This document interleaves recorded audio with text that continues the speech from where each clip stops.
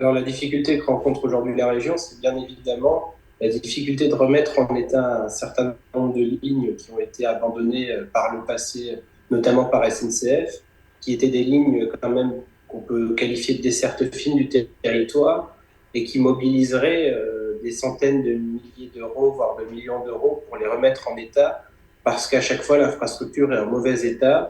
Et le problème, c'est qu'avec des trains actuels, il faudrait beaucoup de millions par rapport à un système qui serait un peu plus léger. Et du coup, est-ce que ce train léger, c'est la solution ou vous avez encore d'autres solutions pour la future mobilité? Alors, c'est une des solutions et une des solutions principales qu'on envisage, puisque ça permettrait d'avoir un train qui, qui pourrait ne nécessiter pas beaucoup d'investissement sur les lignes qui ont été abandonnées, puisque ça serait une remise en état qui serait beaucoup moins coûteuse que si on faisait circuler un train classique.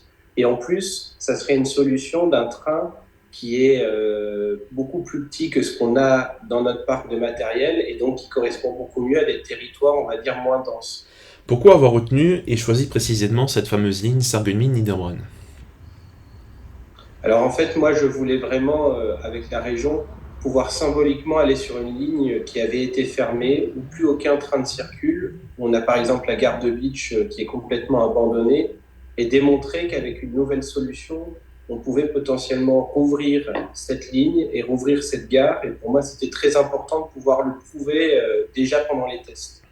Alors la mobilité est très importante pour la région puisque sur 3 milliards aujourd'hui de budget de la région Grand Est, on a à peu près 1,5 milliard qui est consacré à la mobilité, ce qui montre l'ambition de la région et l'investissement qui est exercé par la région.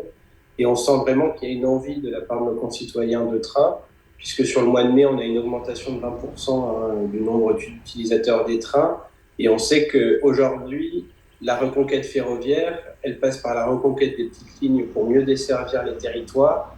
Et donc, ça nécessite de trouver des solutions pour pouvoir le faire.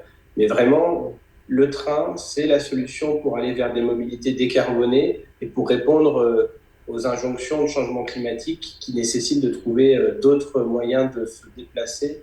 Et le train, vraiment, c'est central, en plus de tous les cars et de tout ce qu'on peut mettre par ailleurs. Mais le train, aujourd'hui, c'est vraiment l'élément central et c'est pour ça qu'on investit beaucoup pour le train et qu'on essaie de trouver toutes les solutions possibles pour pouvoir aussi aller rouvrir des lignes, parce que c'est bien ça l'ambition de la région.